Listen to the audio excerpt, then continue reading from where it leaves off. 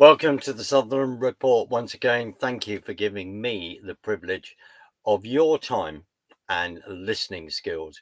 One of the wonderful things about doing this, as I have said on a number of occasions, is that you get to meet some incredible and very, very interesting people, which means you then can sit down and have a very, very interesting discussion. And it is a real privilege. And I am now about to take us in another sort of different direction, and I am going to bring on Terry Waterhouse. Terry will introduce himself and then we will find out more about him. Terry, lovely to see you. Thank you so much for giving me your time and for us to finally meet on the screen. So thank you very much, sir. Yeah, thank you. We met. I think it was almost 4 months ago now, but by telephone, wasn't it? I think yes, through yes, it was a mutual friend of ours, somebody who I am mentoring, and you've interviewed as well, of course. So yes, I have. He was the one that brought us together, yes, I'm still mentoring him. I think he's actually mentoring me as well, because he's such a knowledgeable young man, and I'm learning quite a lot from him. So it's great. But if you want some background about me, I've been working in the civil service for 40 years up until last April, and I then retired, and it was something that I'd decided to do was to get involved in politics in some way or another. I've been interested in it for a long, long time. But of course, as a civil servant, you do have to be careful in the directions that you take. And certainly when you're serving for government, you've got to serve any government impartially. Certainly, I believe that's what I did. I think we'll come on to it later on, because I don't think everybody does. But that's a question that you want to explore later on, I think. Terry, thank you. And if I've done my maths right, and sorry to take you back, does that mean you joined in 1984? No, I joined in 1982. Right. That was after joining the army straight from school at age 16. And I did a couple of years there, and I got medically discharged from the army. It was going to be my life, was the army, but unfortunately I had to come out. And then I applied to join the civil service, but I applied with no real qualifications behind me, apart from military service. I took a test, and I managed to get through it, and I was employed by the civil service at the very lowest grade at the time. And I worked myself through the ranks to the senior civil service. So you then joined when Margaret Thatcher was in number 10, and Yes. Margaret Thatcher came in 1979. And there is a reason I'm saying this, because what's good for my international viewers, it helps them to date our politics. And of course, Margaret Thatcher as a name, particularly with Americans, is very, very well known. So that was in 1982. Are you able to say what department you ended up going to work for? Yeah, so when I first started, I went for what is now called the Department for Works and Pensions. Back then it was called the Department of Health and Social Security. I was essentially a filing clerk. Post used to come into the office. I used to take it around the office and link it up with people's claims, what we call their case papers. And other people would then work on those, and they would award benefits. They would take away benefits. So that was the first job. But working my way through the ranks, I eventually went through to work in a few grades higher, up to becoming a fraud investigator, and then working through to an area where we used to inspect employers' records for tax evasion, national insurance evasion, and from there I moved into other areas of project management, and eventually in the senior civil service, that's what I was doing, essentially a large project management role, which I had. Right. So how do you define, I mean, looking back in 1982 when you joined, how do you define a civil servant? You alluded to that in regard to the fact that you are to then is it fair to say you work hard to serve whatever government, whatever shade they are? Does that mean that you work very hard to be impartial and to do a job? What do you define as a civil servant? What's their job? My definition when I started would be different to the definition that people would have now, I think. I don't think it's changed formally. That impartiality should still be there. Whether it is or not is another matter. But certainly when I started, my view of it was that the politicians were in charge. They're the ones who design policy. They develop it in such a way that they pass it down to the civil servants. And the expectation then was that civil servants would implement the policies of the government. And one of the things that changed for me, and I've posted about this on X and various other sites, was that when John Major took us into the Maastricht Treaty, it took away the powers of ministers in effect, because policy was developed then in the EU through the Commission, who then instructed our departments directly what they wanted them to implement. And it became then that permanent secretaries, senior leaders in government departments weren't looking to ministers then for direct direction on what to do. They were looking for the instructions coming from the Commission. And it's strange, really, because that ethos was embedded through the civil service over many years since we joined Maastricht. And so when we obviously came out of the EU through Brexit, that thought process still existed. The civil service was still looking to someone to give that direction. And, you know, if nobody's going to give that, then what you're going to have is the civil service fill in the gaps. And that's what they did. So the civil service, a civil servant and what they do changed with politics. And I think Brexit, Maastricht Treaty, the EU all changed how a civil servant behaves and should behave. So the Maastricht Treaty, just to date it, you can correct me, I think was signed in 1992, then implemented in 93. And I'm going to draw on one of my favorite television series, and I'm going to ask you whether you were watching it avidly, which is that wonderful program that we advise everyone to watch, which is Yes, Minister, which then became Yes, Prime Minister. And I suppose there's a bit of a josh to ask you, were you watching that television series at the time? And I'll then explain to everyone watching why it's important. I wasn't an avid watcher of it, but I did watch some of it on occasions. And some of it you can look at and think, yeah, I get that. I can see where they're coming from on that. It would be great to have understood who was the advisor on that, because you know, did they have an inside knowledge of the civil service? Because I one of the things that really stood out for me when I watched it was the thought process of the civil servants there, and it rings true with me today, in that when you're asked to do something as a civil servant, I always thought, right, great, how am I going to do this?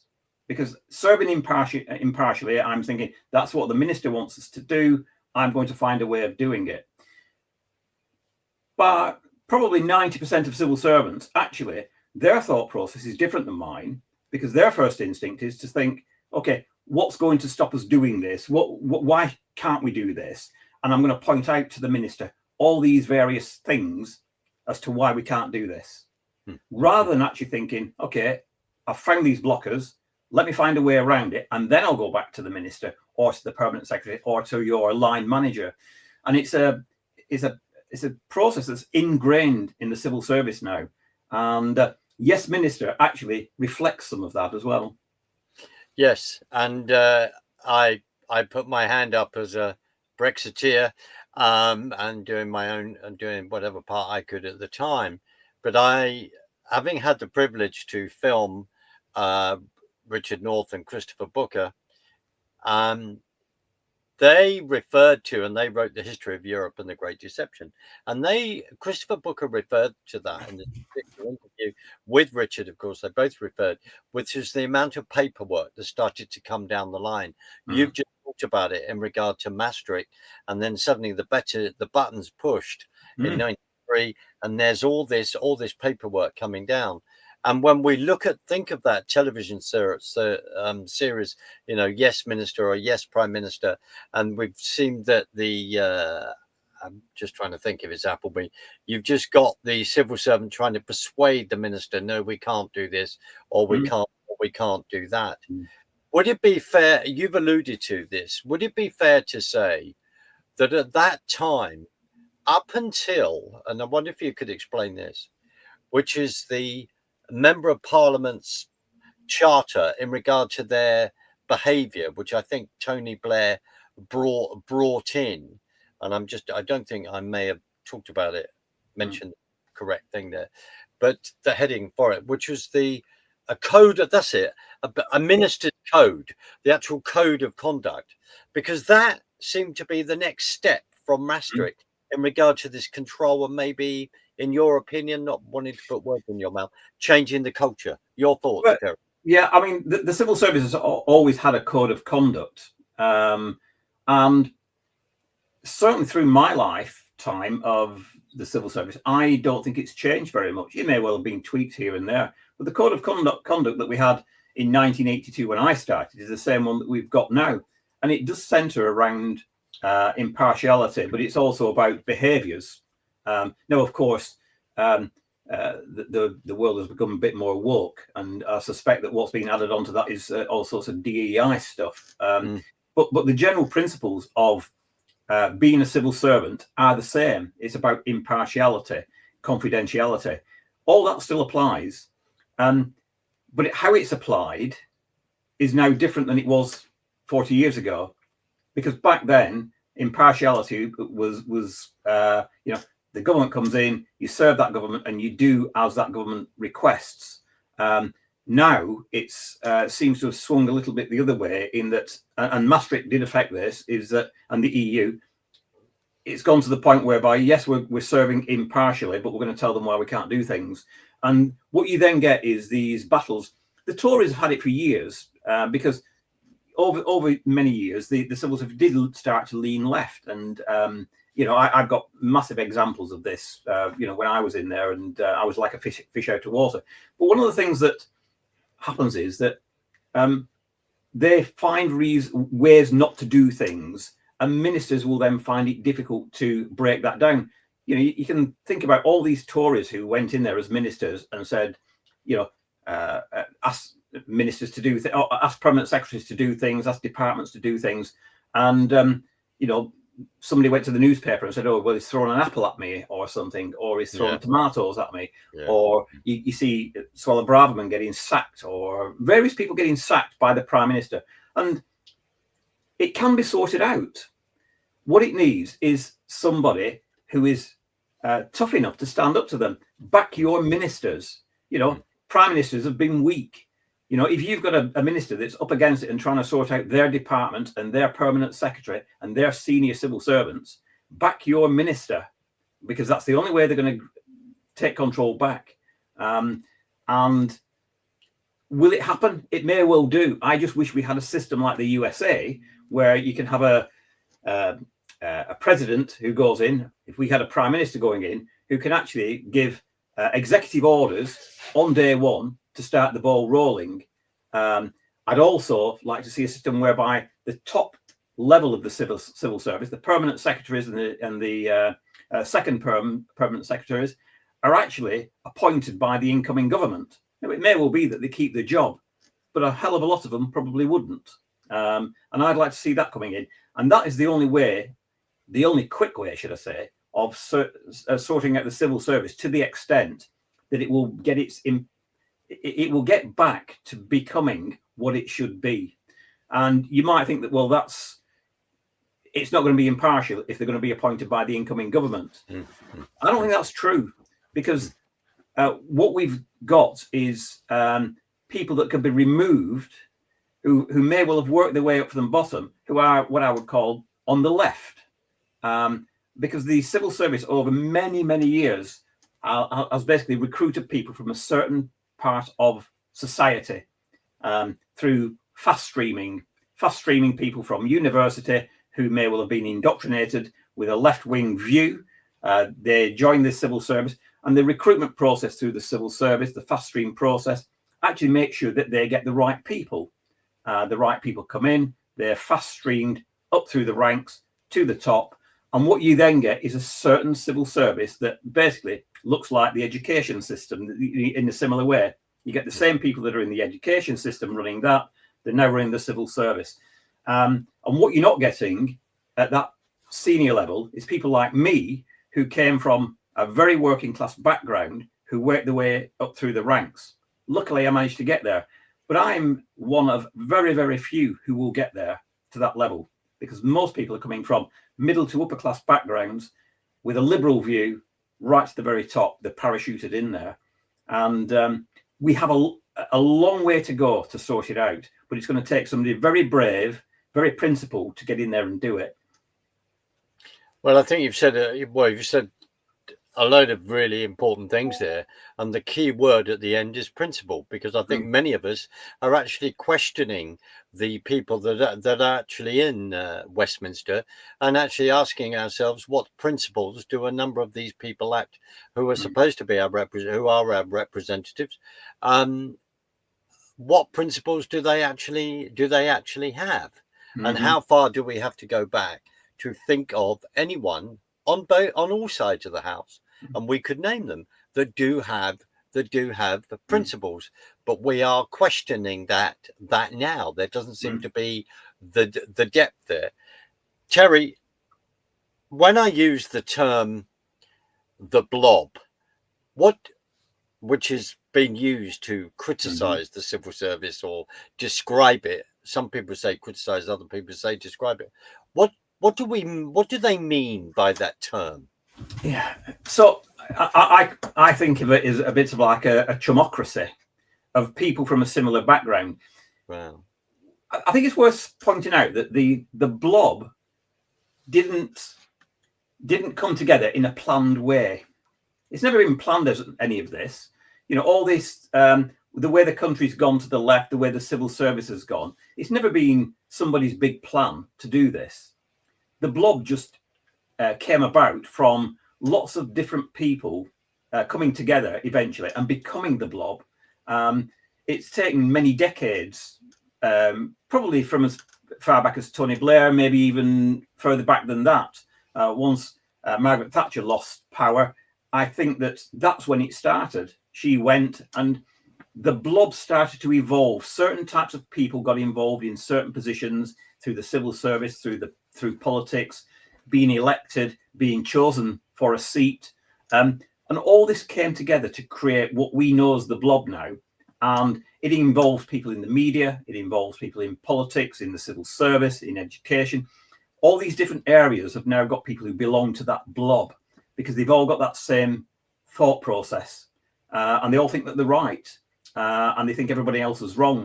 And what they don't realize is that the blob have separated themselves from what I call mainstream society, from the grassroots society. And I once believed I was an absolute out and out Tory. My family was, very left wing, working class background in East Lancashire, worked in factories, and I was the odd one out. And I thought I'm on the right track here. And to a certain extent, I was with the likes of Margaret Thatcher. But then it changed. And the Tories have incrementally moved further and further to the left, and they've become basically what we now term the uni party. And it's all of this that's come together to create a blob, which it's not planned. It's never been planned. It's just evolved to become that certain types of people who get in there. You see them in the media, in the BBC, you see them in Sky, ITV, Channel 4, Channel 5. They're all the same. They've got all this same mindset. And then in the Tory party, you've got probably about 80% of them who think that way. The Labour Party, the Liberals. And as soon as they land in the M25 bubble, they start to think that same way. It's crazy how it happened. You couldn't plan it. You could never plan this. It just evolved, and it's a bit like a wheel. It keeps going round and round and round, and eventually it just gathers pace. And it takes a heck of a lot to actually break up that blob. It really does. And it could take decades because you've got to reverse everything that happened to create it. Right. But no, this is fascinating again, because when you say it wasn't planned, and I'll just throw a few things out. I suppose what it is to encourage people to look at our British political history. So we could go back to Ramsay MacDonald, I think, who became the first Labour Prime Minister in 1924. Then there's this sort of debate historically about, at one point he was thinking of the government then was looking at lending Stalin quite a lot of money. And I'm just thinking, I wonder why you would then do that.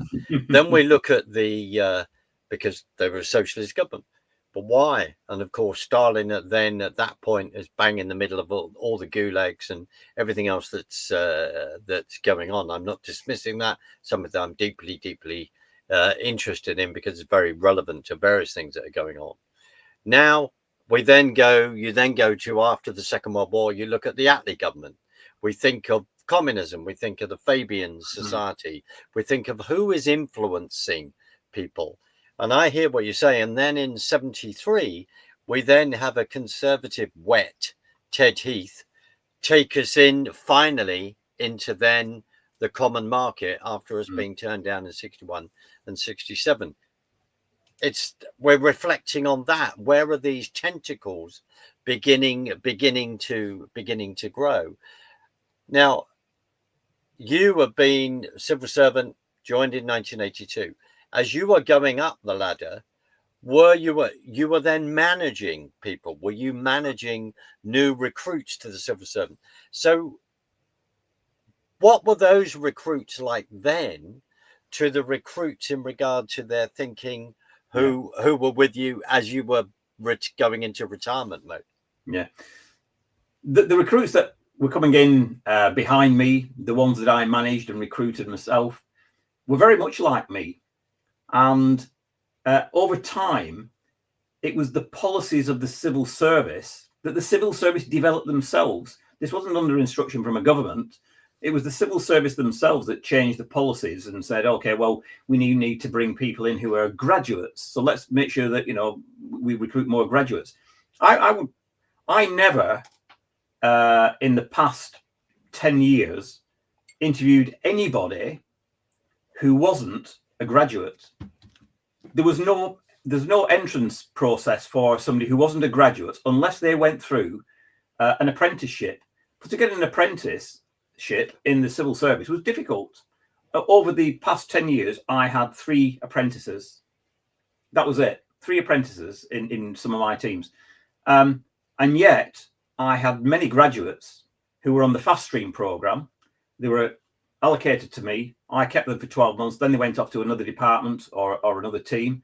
And they're the ones who came straight out of university, indoctrinated, of course, and up the ladder. And I had these type of conversations with them sometimes. They were quite fascinating to hear them.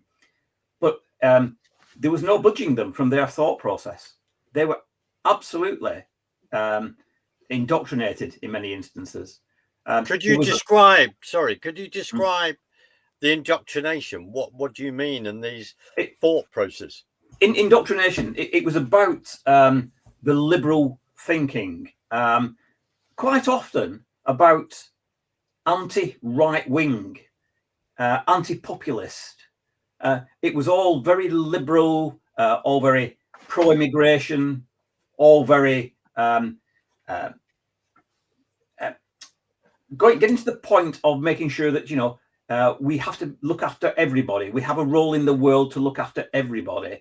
So I would have talks about on a more personal basis rather than a business basis, but I would talk to these people outside of work about immigration, and I was the odd one out. These graduates were thinking that way, and many of the people some of my peers had been graduates themselves coming in as fast streamers, and they thought the same.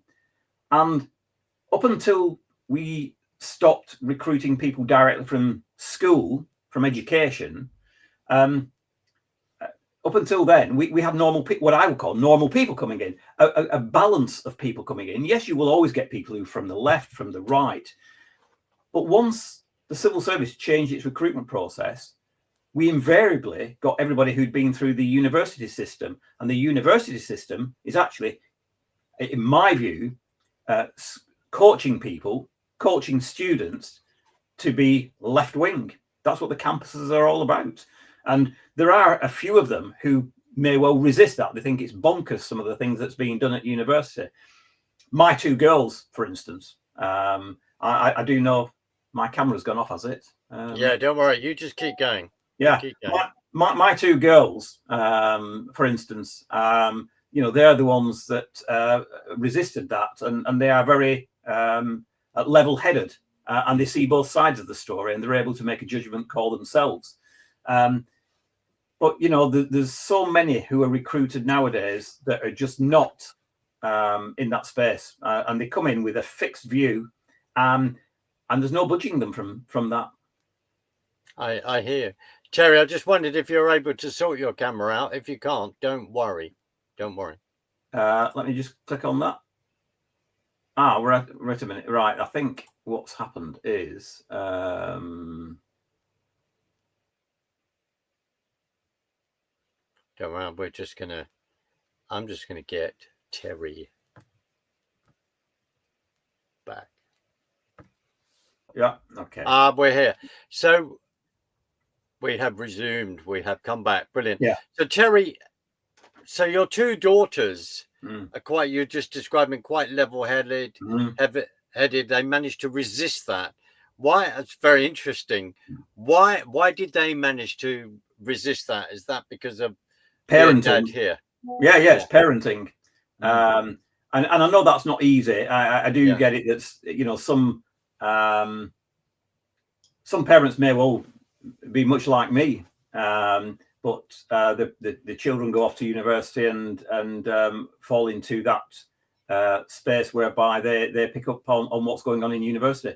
But my daughters really did respect what I explained to them, and I was always explaining to them certain things, and they understand where my position, and I would explain to them both sides of the story, and I could explain to them about my views on the Nazis. I could explain to them on communism, and I try to point out to them that some people think this, some people think the other, and why certain things are right and wrong, and I'm not sure that it's about letting them understand both sides, and then think about it themselves and come to their own conclusion. And I suspect that what's happening in university, now I've not worked in a university, but I suspect what's happening there is that there is quite often a bias to what's being taught, and therefore these students are not critically thinking about everything. They're just taking it in as read, that what the lecturer is saying is the answer. It's very interesting, isn't it, when people say, "Oh, you're right," they're right wing, or they're right, you're right wing. Let's define Terry, what is being right wing? What is your definition of being right wing? Well, I think for me, it's about common sense, isn't it? And people who have a left wing view have some, what I would call, very worthwhile policies and thoughts. It's about looking, a lot of them want to make sure that a left-wing policy will be to make sure that the pensioners have the winter fuel payment. I agree with that. We don't want pensioners to die of cold, but I'm a right-winger. But on the other hand, somebody on the left still wants to pay out lots of money to the illegal boat immigrants. And I don't, because I'm very much thinking about the people who live in the UK first, the people who were born in the UK first. look after ourselves, because when we can look after ourselves, we can then start to look after others outside of the UK. And right now, I think it's flipped on its head. And a left-wing view will be to say, well, let's just spend money willy-nilly all over the place. And if it affects us a little bit, that doesn't matter, because we're helping people in Africa because they're short of food there. I don't disagree with it to some extent. Let's help everybody. But first of all, let's help ourselves. When you're on an aircraft, when the mask comes down for oxygen, the first thing that you do is put your own mask on before you put somebody else's mask on. Otherwise, you're not going to be able to help them. When I was in the army and I went into the gas thing where you do gas, the first thing there was put your own mask on before helping anybody else. It is the same with money that we've got in this country. It's the same. Everything that we do, help yourself first so you can help others later. And this is where there's a difference between the left and the right. The left seem to have this open policy of, well, let's just try and help everybody all at once, all the same. And it doesn't work, because what happens is you will break the country. You will bankrupt it. And if you don't bankrupt it, what you'll do is take us down to third world status, and we'll become like the people that we're trying to help.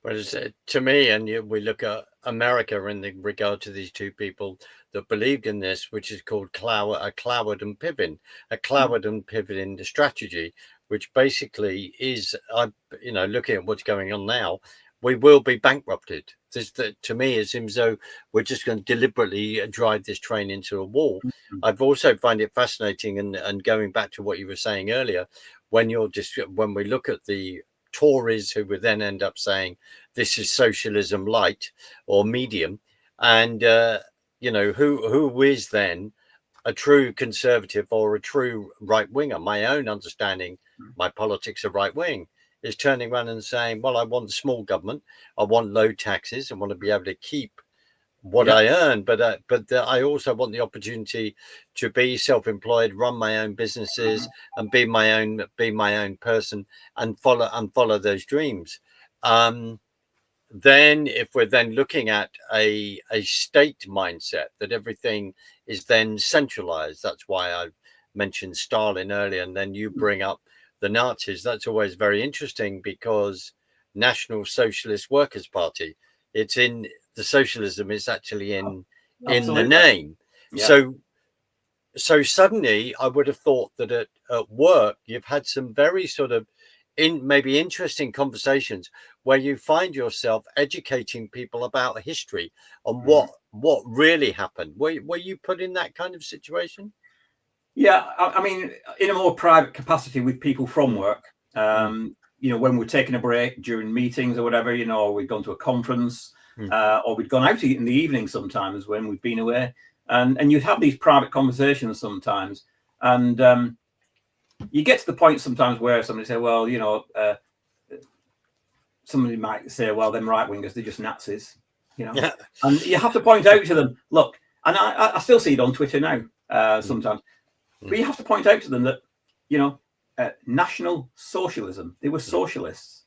The fact that they were, killing people, they were targeting certain people, that doesn't make them Nazis. But, the socialism bit actually categorizes them as that their belief system was a socialist system. And that sort of puts them in that category. They were definitely not right wing, and it's just become fashionable to call anybody that they don't agree with as Nazis, because but they need to learn the history. These guys, I would put Nazis, communists, the far left in the same bubble in effect. Yes, that's where they all sit, I think that. It's again, this goes back to the education system. The education has got a lot to answer for in terms of the fact that what are they teaching people at school and then through university about the history of communism, the history of Nazism, and anything with regards to politics. I just don't think that it's getting through there, and it's no good trying to persuade people when they've gone through university and then they're in work. It's already indoctrinated. You go back to that indoctrination thing. It's already there. sat there as a mindset. And as soon as you hit the workplace, particularly in the civil service, you've got this mindset there where you're thinking, okay, all these right wingers, they're all Nazis. All these right wingers, they're different than me. And the problem is you've created this bubble over many years, the blob, with that same mindset. And it's going to be one hell of a challenge to break that up. You've got all the different areas to do it. And you're going to have ministers in place with a strong prime minister who's willing to back them, because I don't think it wouldn't be unkind to say that all hell will break loose if somebody did what Donald Trump did over here. It would. You'd get civil servants going on strike. Just take the civil service in the States. They've been told, get back to work or you're off, you're fired. In this country, they'd all just walk out on strike. They're already wanting to strike because they're being asked to go back for 3 days a week. I had lots of teams there. Trying to get them into the office 3 days a week was nigh on impossible, because what you then had, of course, is a policy whereby, yes, you must go back 3 days a week, but then you've got a HR team and say, oh, don't push it, it's too, again, very left-wing, very liberal type people in the HR services who don't want to take the challenge on of making these people go back to work. So I wouldn't get the backing. If I say I'm pushing them back there, you just don't get the backing. To be quite honest with you, it's hopeless, is the civil service. It is an absolute, it's in a mess. It really is. And people can keep saying, well, productivity has gone up with working at home. No, it hasn't. I know people who would go out in the morning, take the dog for a walk, drop the kids at school, then they'd go home, they'd do a bit of work, they'd go and pick the kids up again at school at 3 o'clock, then they'd make tea, and in between they might, put the washing on and do a bit more work. These people get paid full time. If you can't do full-time work, 9 till 5 or whatever it might be, 7 hours, 24 a day, then I'm sorry, we're going to cut your pay. And what's happened is the civil service has bent to everybody's requirements, and it came around because of COVID, of course. So rather than people now deciding, my family structure has changed, I've now got kids that I need to manage, rather than me actually asking my employer if I can go part-time, do a different working pattern, it's just taken as read now that the civil service will accommodate them. I've had kids, I'll work at home a bit more, and that's it. They'll just accept it. I had one who I interviewed. I said it's 5 days in the office, and this was in Nottingham at the time. She'd just been promoted from another role. Came to my team. I employed her. Said it's fine. Come in. When she accepted the job, she turned up for work on the first day, and they said, "Oh, I've got problems. I'm going to need to be working at home the last 2 days of the week, Thursday, Friday." I said, no. I said, we haven't agreed that. I said, you're here 5 days a week. Can't do it, she said. And I went through all sorts of different processes to get her back into the office. And eventually, the HR team managed to find her another team in another part of the department who would take her on the basis that she would work in the office only 3 days a week, and they would allow her to work at home 2 days a week. This is not, and she got a promotion out of this. So in effect, she got a pay rise of around about £10,000 just by being interviewed by me, not doing the job, and then HR helping her out to move to a different team. And this is what the civil service is like. It happens all the time. Yeah. Well, I'm already seething just hearing that story, let alone I know that there are a number of other stories that you could actually tell. Yeah. Well, I've been in meetings with second permanent secretary who has openly said it was on a video call we were actually on, when the Tories it probably was only 2 years ago now. They'd done a budget, and we were on the call, and we had then to implement something, of course, in relation to the budget. And I was astounded that this such senior person, second in charge of the department, basically said, well, they're making a mess of this. I don't agree with that, but that's my point of view. We're going to have to just suck it up and see till the government changes.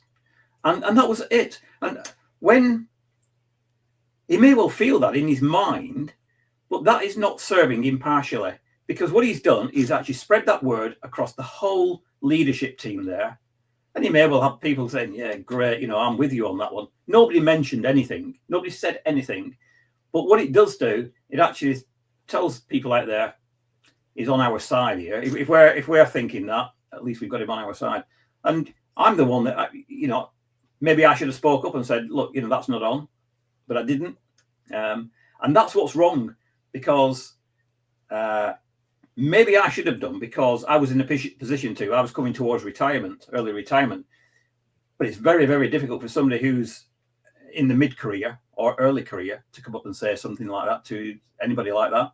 You just can't do it, because you might as well basically say career ending in some respects when you challenge senior people like that. It just reminds us of history, where I think Ted Heath in 1973, when or leading up to being voted, then is saying, like, who is running the country, and people going, well, you're not, when we're having all the miners' strikes and all the rest. So I'll ask you that question then, Terry, with all that experience, then who is actually running our country? When you talked about the sort of left-wing collectivist mindset, so who is running the country? So the civil service, to some extent, do that. I would say the very top echelons of the civil service run it, but also lots of Quangos. If you take the civil service of bygone era, a lot of what the Quangos do was done within the civil service directly.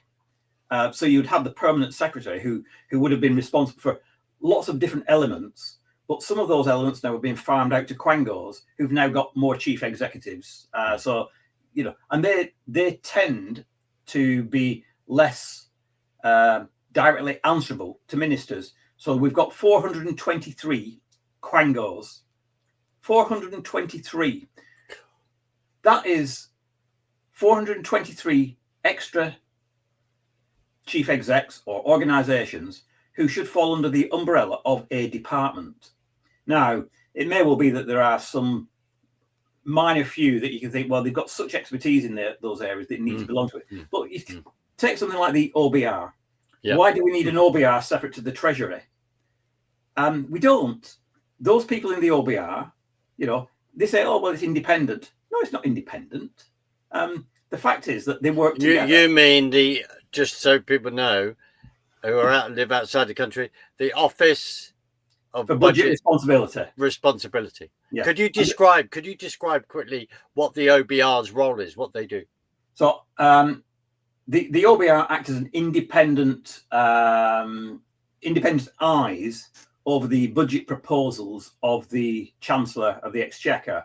And of course, a lot of that, what the Chancellor announces as a budget change, is put together by the Treasury. So all the Treasury officials there work on various proposals. They put them to the Chancellor, who then says, yeah, okay, we'll do that, tick it off. And let's send it to the OBR now to actually check it off, to make sure that they believe that it's right. And these people in the OBR are independent, independent of the Treasury. But the fact is that they all do the same job in effect. Somebody's doing the donkey work in putting the numbers together. The OBR is checking it off to say you've added it up correctly. And then they'll say what the effect of it is. Yes, well, they didn't do a recent good job, did they, in regard to Reeve's recent budget? I'll just have to say that there's no political impartiality here, but I'm just raising that because now retrospectively there's some ex-member of the OBR, I think it's Sir Charles, someone who's now saying, "Oh, this is appalling. What's going on?" Yeah, Why absolutely. didn't they? Why didn't they say something at the time? Yeah. Sorry, I No, didn't mean to disturb you. But that is just one Quango that could be rolled into the Treasury. The Treasury should be doing its job. They should be doing the job on behalf of the Chancellor of the Exchequer. They should be actually saying that. And what happens is, of course, is the Chancellor doesn't actually come up with all these proposals. So, for instance, getting rid of the winter fuel allowance was one that Chancellor Rachel Reeves has got rid of. That would have been put to her as an idea from within the civil service. So when I was in the civil service, when the new government comes in, you get asked such things as, okay, what ideas have we got to reduce costs? What projects do we need to keep going? Which projects can we not afford to stop? And you put these ideas together, but they all roll together. And what's then presented to a minister is a tick list of what would you like to cut? And the minister thinks, that's a good one. That's a good one. That's a good one.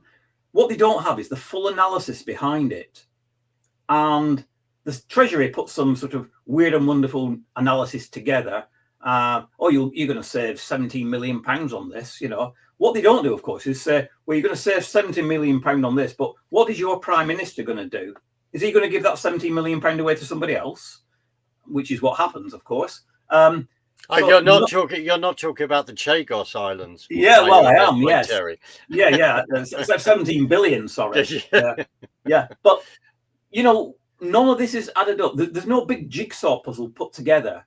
The Treasury seems to think that that's what it does, but it doesn't do it very well, because what happens is the Treasury is actually doing its analysis and giving the Chancellor some numbers to say this is what you can save. On the other hand, other people are then saying, well, we need to spend this money on foreign aid or whatever it might be. And the Treasury says, oh, yeah, tick that because we've just saved 17 billion there.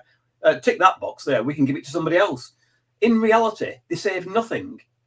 And this is the politics of the left wing. They have people who are not very clever in government at the moment. We've got a Treasury that basically is not very clever.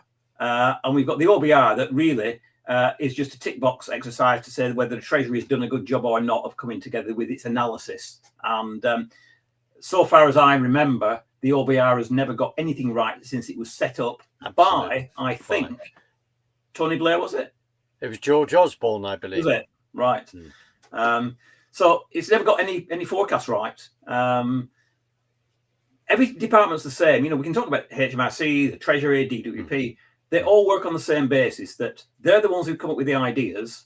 And if the minister likes it, who's from a given political party and government, then they will tick it off and say, yeah, that's great.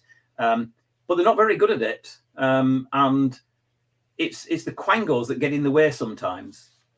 Do you think that their biggest failure is not understanding that it's the private sector that gives them the tax receipts to be able to pay their salaries in Parliament and to pay for the public sector?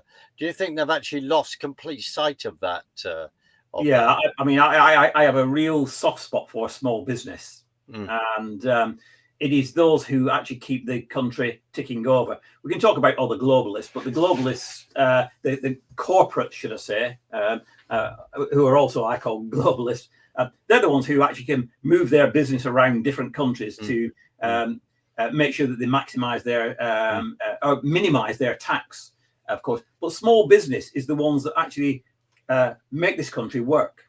They're the ones who are going to have to actually pay up the taxes. They don't get away with not paying the taxes. And they're the ones who employ most of the people in this country, the small businesses. And certainly this government doesn't understand that. And what it thinks is that we can actually live off the back of a service sector, you know, selling insurance, selling banking, that will just keep us floating.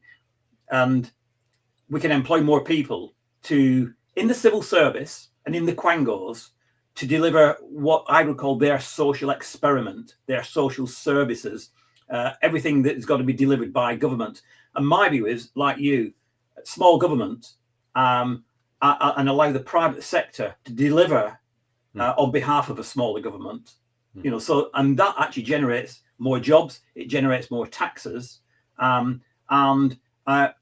we get better services as well from the private sector. The service that we get from the civil service is absolutely scandalous, terrible. One, if we have time, maybe next time, I'd like to talk about, something like the NHS. Again, it's been in the hands of government of different political persuasions ever since it was formed. That's not the best model. We might champion it and wave rainbows around and clap our hands and pots and pans for them, but it's not the best one. It's proven now. Yeah, I would completely and utterly agree with you. And it's looking at when the NHS was formed, why it was formed, and who was actually using it compared to now. I think, Terry, I would be delighted to have that discussion and many more. And I'd also, it's very interesting we're discussing when we start to touch on economics, because I'm talked to my other friend economics, which is Ian Gribbin, who's also happens to be a member of Reform UK down there in Bexhillway. Before we go, Terry, could you, in the last sort of couple of minutes, lay out your other life, being hence why the Reform UK logo is there, and to talk about being chairman of Hyndburn? That would be fantastic. Sure. As I mentioned, when you're in the civil service, you do have to act impartially, but that doesn't mean to say that you don't have an independent thought on politics. And you put that to the background. And I've always wanted to be involved in some way or another. And when I retired last April, I thought that the best way for me to do this is to get involved and choose the right party. And I'd always been not a member of the Conservatives, but I'd always looked towards them as being the ones to go with. And it never, until I started to get more heavily involved and thinking about it, it was something I looked at, what have the Tories done since Margaret Thatcher? And they just, incrementally moved further and further left. And that's when I thought Reform Party inspired me. I looked at, some of their contract with the people, as it was. And I'm thinking, it's just great. And I do like Nigel Farage, is an inspiration. There are people, it can be a bit like Marmite sometimes. People might say, I don't like it for some reasons. But the fact is that when you've got somebody like Nigel leading a party like this, who can actually speak for the people, for the common man, and for common sense, it just drew me in. And so I decided to join. And when I joined, I then thought to myself, do I want to get more heavily involved? And I approached the regional organizer and I said, I want to get involved. They approached me to say, would I become the chairman of Hyndburn? And I said yes. And by then I'd already got to know Jamie, of course, who's an inspirational young man. He certainly is. His knowledge is phenomenal on politics, and he's taught me one or two things on politics as well. And we agreed to work together, and that's what we're doing. We're doing that at the moment. But will I stand for Parliament or for? I put my application in to get vetted. I'm thinking I might stand as a county councillor, and that takes me further. That would be great.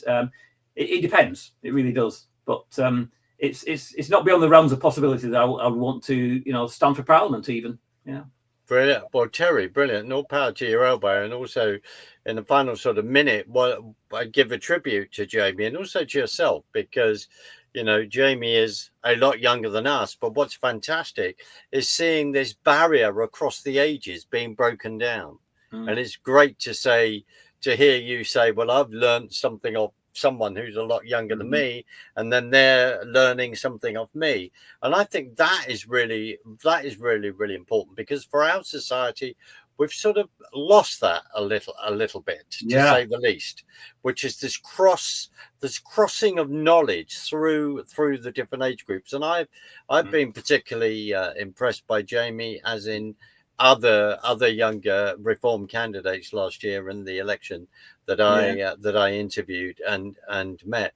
Terry, I just want to thank you for your time, because I'm sensing, I think I could sit here for a very, very long time, and there are lots of other questions that I would ask you, and also to draw on your experience. And I would love to be able to do this again and to ask you about the NHS. Let's look at some of these institutions, and also to get your views on where our country is. I personally don't think it is in a very good place at all, but that's my opinion. And to get your opinion on that, and also what we can then how you see what we could do about it. So, but yeah, I've given quite a broad brush there of some of the subjects that I've been involved in and things. That Terry, honestly, that would be absolute. That'd be absolutely important, because your knowledge, your life experience, I do believe people want to hear. And I'll just encourage you to start writing your book, because I think you've got a heck of a lot to contribute. Terry, we're just going to run out of time. I'm going to play us out. I'll say goodbye to you on the other side. But honestly, it's been an utter delight to sit down and have this conversation and meet you. So thank you very much, sir. You're welcome. Thank you. I'll play us out.